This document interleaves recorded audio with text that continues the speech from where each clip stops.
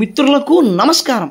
మిత్రులారా, మనం చెవిటి వాళ్ళం అయితే గనక ఎదటివాడు ఎన్ని కథలైనా చెప్పేస్తాడు మన ముందు. ఈ పెద్ద ఆయన ఎవరో కానీ మాధవీలత గారు చిన్నప్పుడు చదువుకున్న స్కూల్లో టీచరు అని చెబుతున్నాడు. ఈయన ఏమంటున్నాడు ఒకసారి వినండి. ఇంకొక 10 రోజులలో ఎన్నికలు జరగబోతున్నాయి మన తెలంగాణ రాష్ట్రంలో. సరే అండి, అప్పట్లో నేను మిమ్మల్ని గమనించలేదు, లేట్గా రియాక్ట్ అవుతున్నాను, ఏమీ అనుకోవద్దు. ఈ ఎన్నికలలో పోటీ చేసే ఒక వ్యక్తి గురించి మాట్లాడకుండా నేను ఈ యొక్క పాట పాడొద్దు అనుకుంటున్నాను. ఏం పాట అండి? ఎలం పాట? ఎందుకంటే ఆవిడ చూస్తే నాకు చాలా ఇన్స్పిరేషన్ వచ్చింది. ఆమె పేరు మాధవీలత. ఇన్స్పిరేషన్ వస్తే మీరు కూడా ఆవిడలాగే ఓ నామినేషన్ వేసేయచ్చు కదండి. సినిమాలో బ్రహ్మానందం ఎంట్రీ ఇవ్వగానే మనం పక్కాలో నవ్వుతాం, అతనేమి డైలాగ్ చెప్పినా చెప్పకపోయినా. అలాగే మాధవీలత అనగానే మీరు అంతలా నవ్వుతున్నారేంటి బ్రదర్? ఆవిడ మీద మీరు అంత అబ్సెషన్తో ఉన్నారా? ఆమె హిందూ ధర్మాన్ని పరిరక్షించడానికి వచ్చినట్టు వీరనారి. మరి నువ్వేంటి బ్రదరు, భారతదేశంలో ప్రజాస్వామ్యాన్ని కాపాడడానికి వచ్చిన ముసలి నారివా? వయసులో ఉన్నప్పుడు చూసిన ఫోటోలు చూశాను, ఆమె కొంచెం వయసు పెరిగిన తర్వాత ఫోటోలు చూపెడుతూ చూశాను, ఇప్పుడు ఆమెను చూస్తున్నాను. అప్పటి ఆ ఫోటోలకి ఇప్పటి ఫోటోలకి జమీన్ ఆస్మాన్ అంత ఫరక్ ఉంది. ఆమెకే ఏంటి, ఏ స్త్రీకైనా అంత ఫరక్కు ఉంటుంది. ఆడవారికే ఏంటి, మగవారికి కూడా అంత ఫరక్కు ఉంటుంది. అప్పుడు మంచిగా వెంట్రుకలు ఎరబోసుకొని స్టైల్గా హై హీల్స్ వేసుకొని చక్కగా రకరకాల డ్రెస్సులు వేసుకున్న ఫోటోలు చూస్తే ఇప్పుడు ఎందుకు ఇంత మార్పు వచ్చినట్టు, ధర్మాన్ని రక్షించడానికి వచ్చినప్పుడు అలాంటి డ్రెస్సులు వేసుకోవాలి. ఆవిడ అప్పుడు అందమైన బట్టలు స్టైల్గా ఫ్యాషన్గా వేసుకుంది, ఈ రోజున ఇటువంటి బట్టలు వేసుకుంటుంది. అది ధర్మాన్ని కాపాడడం కోసం వచ్చినప్పుడు ఇటువంటి బట్టలు వేసుకోవాలి అని అంటున్నావు. నీకు తెలియదు కానీ, ఎందుకంటే నువ్వు అప్పట్లో పుట్టలేదు కదా. మీ అమ్మ కూడా అంతే. ఆవిడ 1 సంవత్సరం 2 సంవత్సరాలప్పుడు నడిచేటప్పుడు జస్ట్ ఒంటి మీద చిన్న చెడ్డీతోటే నడిచేది. ఆ తర్వాత స్కట్లు వేసుకుంది, మిడ్లు వేసుకుంది. కోర్స్ ఆ రోజుల్లో స్కట్లు మిడ్లు లేవు అంటే కనుక లంగావాణీలు వేసుకుంది, అన్ని రకాల బట్టలు వేసుకుంది. అప్పట్లో పంజాబీ డ్రెస్సులు ఉండేవి కాదనుకుంటాను. ఆ తర్వాత పెళ్ళైన తర్వాత చీర కట్టుకుంది. పెళ్ళైన కొత్తలో మీ నాయనతో సినిమాకి వెళ్ళాలి అంటే జార్జెట్ చీర కట్టుకొని ఉంటుంది. జార్జెట్ చీర అంటే తెలుసు కదా, ఒంటిలోని వంపు సంపులన్నీ రోడ్డు మీద అందరికీ కనబడతాయి, అటువంటి చీర. తరువాత నువ్వు పుట్టిన తరువాత, నువ్వు పెద్దవాడివైన తర్వాత కాటన్ చీరలు ముతక చీరలే కట్టుకుని ఉండేదేమో. పిల్లలు పెరిగి పెద్దవాళ్ళు అవుతూ ఉంటే తల్లిదండ్రులు మధ్య వయసును దాటి వార్ధక్యంలోకి పెడతారు, అప్పుడు కట్టుకునే బట్టలు వేరు. అంతెందుకు, నువ్వే ఉన్నావు హై స్కూల్లో చదువుకునేటప్పుడు పిక్కల పైకి నిక్కర్లు వేసుకుని తిరిగేవాడివి కదా. ఇప్పుడు కూడా అటువంటి నిక్కర్లు వేసుకు రావచ్చు కదా. ఈ పంచెలు ప్యాంట్లు ఎందుకు చెప్పు? ఏదో ఒక డ్రెస్ వేసుకోవాలి. గాంధీ తాతలాగా బుడ్డగోషాన్ని పెట్టుకోవాలి, వివేకానందులాగా కాషాయమన్న కట్టుకోవాలి. ఏదన్నా ఒక డ్రెస్ వేసుకుంటే ఇక్కడ గుర్తుపడతారు. నాకు మఫ్లర్ లాగా అనమాట. నేను అడిగేది అదే. చిన్నప్పుడు నిక్కర్ వేసుకున్నావు కదా, అటువంటి దేశకు తిరగాలి కదా, మఫ్లర్ ఎందుకు మళ్ళీని? ఆమె ఏమంటుందంటే, అమ్మా నువ్వు అప్పుడు అట్లున్నావు, ఇప్పుడు ఇట్లా ఎందుకున్నావు అంటే, నేను నిన్ను అదే అడుగుతున్నాను. చిన్నప్పుడు నిక్కర్ వేసుకునేవాడివి, ఆ గెడ్డం ఉండేది కాదు, మెల్లో మఫ్లర్ ఉండేది కాదు, అప్పుడు అలా ఉండేవాడివి, ఇప్పుడు ఎలా ఎందుకున్నావు అని నేను కూడా అడుగుతాను. చెప్పు జవాబు. ఎంతకీ ఆవిడ ఏమంది? ఆడదన్నదే నాడు స్వతంత్రము కారాదని, బాల్యమున తల్లిదండ్రి యవ్వనాన భర్త, వృద్ధాప్యమున బిడ్డలపై ఆధారపడి బ్రతకాలని మూర్ఖముగా శాసించినట్టు అనొద్దు మనం ఇప్పుడు. Very good. నీలోని ఎదవ ఇప్పుడు బయటకు వచ్చేసాడు రా. వయసులో ముసలోడివి, నాకంటే పెద్దోడివే, కానీ నీలోని ఎదవని గుర్తించడంలో మాత్రం నేను తప్పు చెయ్యను. ఏంటి, బాల్యంలో స్త్రీని తండ్రి కాపాడాలి, కౌమారంలో అన్నదమ్ములు కాపాడాలి, యవ్వనంలో భర్త కాపాడాలి, వార్ధక్యంలో కొడుకు కాపాడాలి. ఈ మాట నీకు మూర్ఖత్వంగా ఉందా? అది తప్పంటావా? అయితే నీకేమైనా వయసులో ఉన్న కూతురుంటే చెప్పు, నేను వెళ్ళి కాసుకుంటాను. నువ్వు మాత్రం చుట్టూ పక్కన ఉంచోవాలంటే ఆవిడ్ని కాపాడడానికి రాకూడదు, ఓకేనా? ప్రతి అడ్డమైనోడు వచ్చి నోటుకొచ్చింది మాట్లాడటమే, అక్కడ ఉన్నదాని అర్థం తెలియదు. పనికి మాలినా ఎందుకులే ముసలోడివి. ఎందుకంటే సనాతన ధర్మం ఏమంటున్నంటే, అది నా వయసులో ఉన్నప్పుడు అట్లా వేసుకున్నాను, మా అమ్మ నాన్న నాకు ఆ పర్మిషన్ ఇచ్చినప్పుడు నేను భర్తతో ఉంటున్నాను. వయసులో ఉన్నప్పుడు చిన్న పిల్లలప్పుడు తల్లిదండ్రుల మీద ఆధారపడ్డాను మా ధర్మశాస్త్రం ప్రకారం. మరి సనాతన ధర్మంలో మొగుడు చచ్చిపోతే భార్యని ప్రాణంతో కూర్చొని కట్టాలలో కూర్చోబెట్టి కాలబెట్టమన్నది. ఏది ఎక్కడ తగలబెట్టారు చూపించు. సనాతన ధర్మం అంటే తొరగోడు కిరస్థానియోడు వచ్చిన తర్వాతి కాలం కాదు, అంతకు ముందు ఎప్పటి నుంచో ఉంది. అంతకు ముందు రాసిన కావ్యాలలో కానీ చరిత్రలో కానీ ఎక్కడైనా అటువంటివి ఉన్నాయా? రామాయణం దానిని ఆది కావ్యం అంటారు, అందులో అటువంటిది ఎక్కడా లేదు. శ్రీరాముడి తండ్రి దశరథ మహారాజు మరణిస్తే ఆయనకు ఉన్న 3 భార్యల్లో ఎవ్వరు కూడా సతీ సహగమనం చేయలేదు. ఆ తరువాతిది పంచమ వేదం మహాభారతం, అందులో మాద్రి విషయం చెబుతారు. కానీ మాద్రిని ఎవరూ తీసుకువెళ్ళి మంటలలో వెయ్యలేదు. తన భర్త చావుకు తాను కారణం అన్న బాధలో తనకు తానుగా సహగమనం చేసుకున్నది. భర్త చనిపోతే భార్యను ఆ మంటల్లో వేసేస్తారు అంటే మరి కుంతిని ఎందుకు వేయలేదురా? మహాభారతం తర్వాత మనకి లిటరేచర్ ఎక్కడ దొరుకుతుందంటే గుప్తుల కాలము. గుప్తుల కాలము స్వర్ణయుగము అన్నారు. ఆ కాలంలో రచించబడిన అభిజ్ఞాన శాకుంతలము, మృచ్చకటికము వంటి నాటకాలలో ఎక్కడా అటువంటిది లేదు సరికదా. విధవా పునర్వివాహాలు అక్కడ కనబడతాయి. అక్కడక్కడ అటువంటివి నీకు కనబడచ్చు, కానీ అవి ఏవి కూడా బలవంతంగా చేసేవి కాదు. ఆయా స్త్రీలే అక్కడి కారణాల వల్ల లేదా పతి మీద భక్తితోటో అట్లా సతీసహగమనం చేస్తారు. కన్యగా పరమేశ్వరి విషయం కూడా అటువంటిదే. ఒక ధూర్తుడితో వివాహం కంటే కూడా మరణమే సౌభాగ్యము అని ఆమె అగ్ని ప్రవేశం చేశారు. అది కూడా ఎవరు ఆమెను అందులో తోసి పాడేయలేదు సుమా. చేస్తావాను? మా చిన్నప్పుడు మా ఊళ్ళో ఒకడు మఫ్లర్ గాడు ఉండేవాడు. ఆడు తన భార్యని నెలకి వారానికి చొప్పున రెంట్కి పంపిస్తూ ఉండేవాడు. మరి నువ్వు మఫ్లర్ వేసుకున్నావు, నువ్వు కూడా రెంట్కి పంపుతావా? అబ్బే బేవకూఫ్, అలా చేయకూడదు. అరే అది సనాతన ధర్మం నేర్పింది. అరే ముసలోడా, నేనే ఇప్పుడు కొన్ని గ్రంథాలు చెప్పాను. అటువంటి గ్రంథాల్లో లేదా ఆ కాలాలలో అటువంటిది జరిగింది అని నువ్వు రుజువులు చూపించు, అప్పుడు మాట్లాడు. ఏదో ఒక బోడి పుస్తకంలో అది రాసి ఉంది, మాకు అది బైబిల్తో సమానం కాబట్టి అదే నమ్ముతాము అంటే మెంగదు. నువ్వు జవాబు చెప్పకపోతే కనుక నిన్ను బ్యాడ్ కౌ అంటారు. మ్యాడ్ కౌ కాదు, బ్యాడ్ కౌ. మీ సనాతన ధర్మాన్ని ధీటుగా ఎదుర్కొనే పురాతన ధర్మం ఉంది మా దగ్గర. బాడ్కోగాళ్ళు బాడ్కో మాటలు మాట్లాడుతుంటే సంకల్లో చేతులు పెట్టుకుని జాగ్రత్తగా ఇని చప్పట్లు కొట్టేవాళ్ళం మా చిన్నప్పుడు. ఇప్పుడు ప్రశ్నిస్తున్నాం, నీ దగ్గర ఏదో ధర్మం ఉందా చూపించు. ఆ పురాతన ధర్మం పేరు జాంబవ ధర్మం. జాంబవంతుడా? ఎవరా జాంబవంతుడు?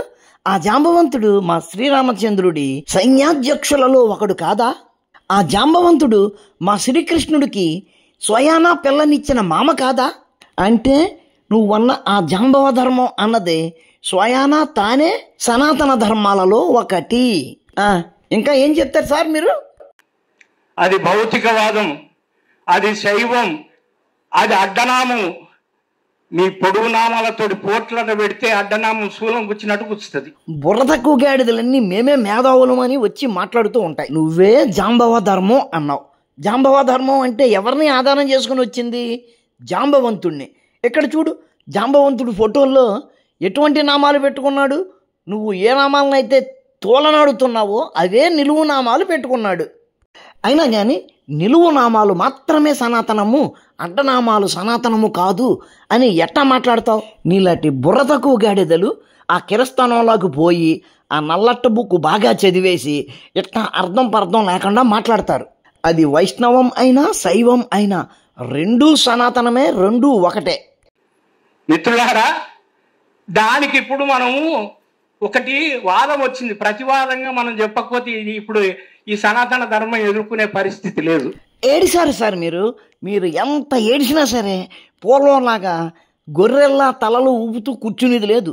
మీరు ఒక మాట అడిగితే మేము 10 ప్రశ్నలు సంధిస్తాం, మీరు ఒక్కదానికి కూడా జవాబు చెప్పి ఏడవలేరు.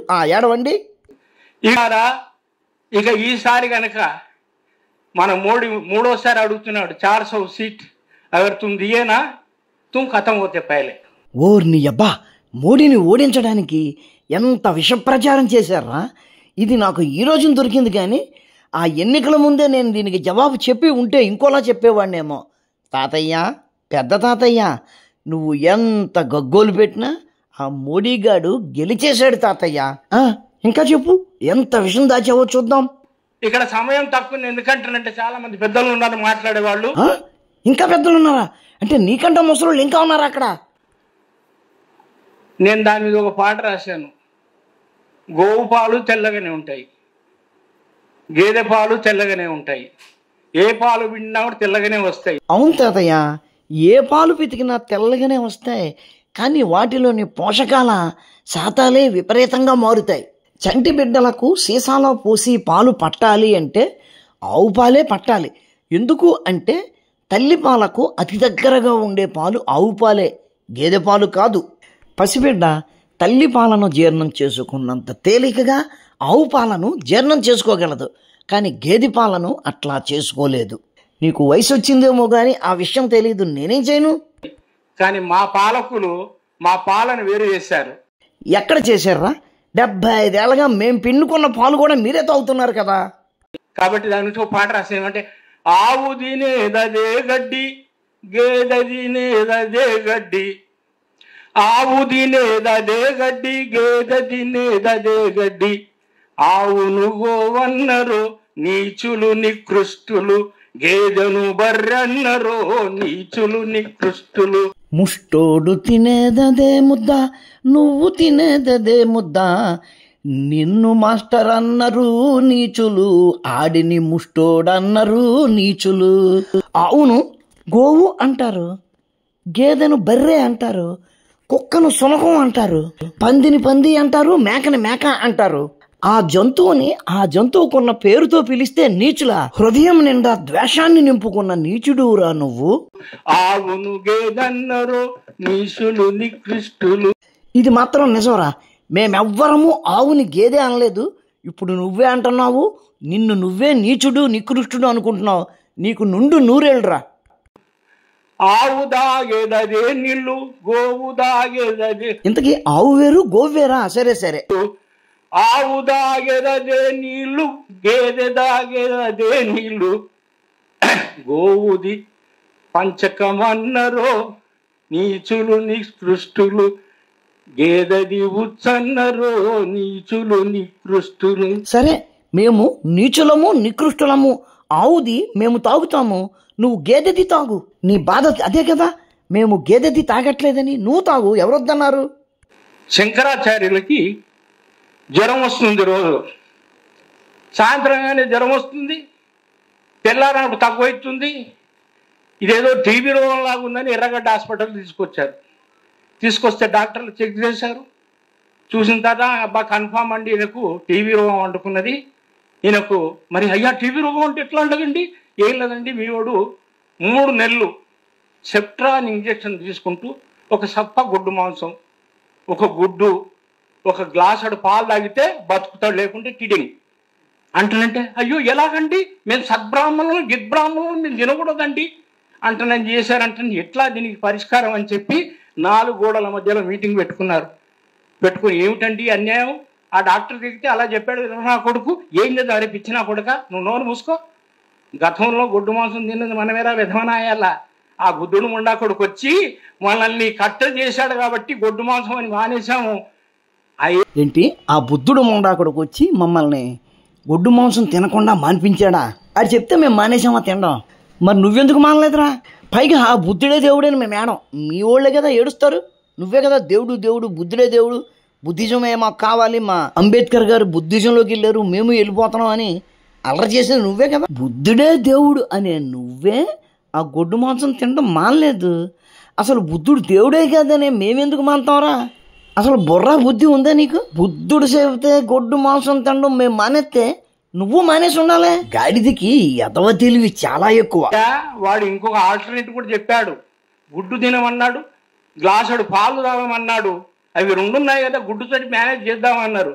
అయితే వరి పిచ్చినా కొడుక, గుడ్డు కూడా మనం నాన్ వెజిటేరియన్, పిచ్చినా కొడుకు నువ్వురా, ఇప్పుడు మనకు అవసరం ఉంది, రేపు నుండి గుడ్డు కూడా వెజిటేరియన్ అని మనం ప్రకటన చేద్దాం అంటే తెల్లారే గుడ్డు కూడా అందరు తినవచ్చును, ఇది వెజిటేరియన్ అని వాళ్ళకి అవసరం కాబట్టి విలువలు మార్చి పడేశారు. ఒరే, మేము అసలు గుడ్డు తినేవాళ్ళమే కాదు, అది తినవలసిన అవసరం కూడా మాకు లేదు, కానీ ఆ గుడ్డు నువ్వు అమ్ముకోవాలి కాబట్టి ఆ గుడ్డు వెజిటేరియన్నే మీరు తినచ్చు అని నువ్వు కదరా సచ్చినోడా ఫుడ్ వెజిటేరియన్ అని చెప్పి అది మేము తినేలా మమ్మల్ని ఒప్పించడానికి ప్రయత్నించింది. ఎందుకంటే మా పేపర్ ఎలాగా కోళ్ళ ఫారాలు పెట్టుకుని గుడ్లు పెంచరు, కోళ్ళు పెంచి గుడ్లు ఫ్యాక్టరీలు పెట్టుకోలేరు కదా. ఆ వ్యాపారం నీది, నీ వ్యాపారం బలపరుచుకోవడానికి, నీ వ్యాపారం పెంచుకోవడానికి నువ్వు ఆ మాయ మాటలు చెప్పి మమ్మల్ని అంటావేంట్రా పంది వెధవా. రే పంది, ఊర పంది, నువ్వు శంకరాచార్యుల వారి పేరు ఎత్తడానికి సరిపోవు, ఆ పేరు ఉచ్చరించడానికి సరిపోవు. అవును, శంకరాచార్యుల వారు మాంసం తిన్నారు అనుకుంటే ఏదో కథ చెప్తున్నావు. నీ సంగతి ఏంటి? కొన్నాళ్ళు నీకు జీతాలు రాలేదని 4 అమ్మాయిలు పెట్టుకుని వ్యాపారం చేసావు కదా. కోర్స్ జస్ట్ 6 నెలలే చేసావు అనుకో, దాని సంగతి ఏంటి? నేను అన్నదానికి రుజువులు అడుగుతున్నావా? నువ్వు శంకరాచార్యుల వారి గురించి చెప్పిన దానికి రుజువులు చెప్పు, నేను దీనికి రుజువులు చూపిస్తాను, ఓకేనా? అట్లనే ఈ దేశంలో, ఈ దేశ మూలవాసులం మేము, ఇక్కడే పుట్టి ఇక్కడే పెరిగినటువంటి ఈ దేశ భూమి పుత్రము. అరే బేవార్సు, మా తాతలు 10,000 సంవత్సరాలకు ముందే సరస్వతి నది ఒడ్డున వేద మంత్రాలను ఉచ్చరించారు అన్నదానికి ఆధారాలున్నాయి. అలాగే మీ తాత ముత్తాతలు 4,000 సంవత్సరాల క్రితం ఆఫ్రికాలో జీవించిన నోవా అనేవాడి సంతానము, వాళ్ళక్కడి నుంచి ఇక్కడికి వచ్చారు, వాళ్లే మీరు అని బైబిల్ చెబుతుంది. అంటే నువ్వు బైబిల్నే అవమానిస్తావా? ఎక్కడికెళ్ళో బతకడానికి వచ్చిన కొడుకులారా. ఒరే కొడక, మీరు బయట నుంచి బతకడానికి ఇక్కడికి వచ్చారని బైబిల్ చెబుతుందిరా నీచుడా. ఆ బైబిల్నే అవమానిస్తే పుట్టగతులు ఉండవురా. మీరు ఈ దేశంలో మమ్మల్ని కర్మధర్మ సిద్ధాంతాలతోటి కులాలు అంటగట్టి మాకు ఈ దుర్మార్గ స్థితిలోకి తెచ్చారు. చరిత్ర చదవరు, ఎవరో పనికి మాలిన ఎదవా ఏదో చెబితే అదే నమ్ముతారు. కులము అన్న దాన్ని ఇక్కడికి ఎవరు తెచ్చారా? 250 సంవత్సరాల క్రితం డచ్ వారు తెచ్చారు. అంతకుముందు ఇక్కడ కులము అన్నది లేనే లేదు. ఈ ఎదురుగా కనపడుతున్న విషయాలను కూడా ఒప్పుకోలేని పనికి మాలిన వెధవలు వాళ్లే మేధావులు అన్నట్టుగా మైకులట్టుకు మాట్లాడుతున్నారు కదరా. మా మోడీ గారిని నేను ఎందుకంటే మెచ్చుకుంటాను, చాలా గొప్ప నాయకుడు, అన్నొక్కడు చేస్తున్నాడు. ఒకే దేశం, ఒకే రాజ్యాంగం, ఒకే ఎన్నికలు, ఒకే జిఎస్టి. ఈ ఎన్నికల లోపటిని ఆయనకు మేము ప్రకటన చేశాం. నువ్వు ఒకటే కులం పెడితేనేమో నిజమైన నాయకుడు, వేరే కులాలన్నిటిని ఒక్కటి చేయకుండా పోతే మోసకార్యమని ప్రకటన చేస్తాం. ఒరే పనికి మాలినోడా, కులం అన్నది మా వ్యవస్థలోనే లేదు. ఆ కులం అన్నదానిని మీరు చంకనాకుతారు చూడు, ఆ తెల్లతోలోడు ఆడు సంకలో తిరుగుతాడు చూడు నల్ల బుక్కు, ఆ దిక్కుమాల బుక్కు, అవే తీసుకొచ్చినాయి కానీ మోడీ కాదు, మోడీ పూర్వీకులు కాదు. ఎవడో ఎదవ చెప్పిన పుస్తకాలను పక్కన పెట్టి నిజమైన గ్రంథాలను చదివి నిజం తెలుసుకో. మిత్రులారా, ప్రజలలో విభజన తేవడం కోసం సిపాయిల తిరుగుబాటు వచ్చిన తరువాత ఆ తెల్లతోలుడు తెచ్చిన విభజన సిద్ధాంతాన్ని వీళ్ళు ఇప్పటికీ నమ్ముతున్నారు. 75 సంవత్సరాల క్రితం స్వాతంత్రం వచ్చిన తర్వాత కూడా అప్పటి ప్రధాని గారు అటువంటి తప్పుడు కథనాలనే పాఠాలుగా చెప్పి మనకు నేర్పించారు. సుమారు 60-70 తరాలుగా ఇటువంటి తప్పుడు భావజాలం జనాలలో సాగే సెలయేరులా పారుతూ వస్తుంది. ఆ ద్వేషభావం అలా పెరుగుతూ పోతుంది. అయితే మనం గట్టిగా ప్రయత్నిస్తే కనీసం 15-20 సంవత్సరాలలో ఆ మూర్ఖపు నమ్మకంలో ఉన్న వాళ్ళల్లో కూడా మార్పు వస్తుంది అని ఆశిద్దాం.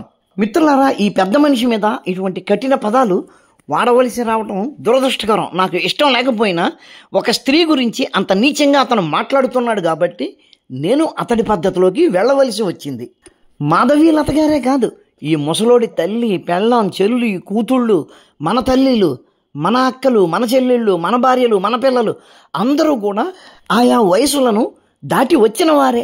బాల్యంలో బట్టలు ఎలాగున్నాయని కూడా మనం చూసుకునే వాళ్ళం కాదు. అప్పట్లో అయితే హై స్కూల్కి వెళ్తే గనక పిక్కల దాకా ఉన్న నిక్కర్లే వేసుకుని వెళ్ళేవాళ్ళం. వయసులో ఉన్నవాళ్ళు ఒక రకమైన డ్రెస్ వేసుకుంటే వయసు మీరిన వాళ్ళు ఇంకొక రకమైన డ్రెస్సులు వేసుకుంటారు ఈ రోజుకి కూడా. మాధవీలత గారు అప్పట్లో టైటు బట్టలు వేసుకునేవారట, జుట్టు విడవేసుకునేవారట. ఇప్పుడు చీర గోచి పెట్టారట, అందుకని ఏడుస్తున్నాడు పనికిమాలిన వెధవ.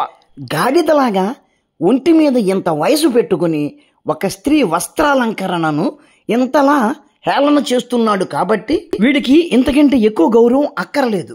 వీడిని 2 బూతు మాటలు తిట్టినా తప్పు లేదు, ఎందుకంటే నన్ను నా తాత ముత్తాతలను కొడకల్లారా అని తిట్టాడు.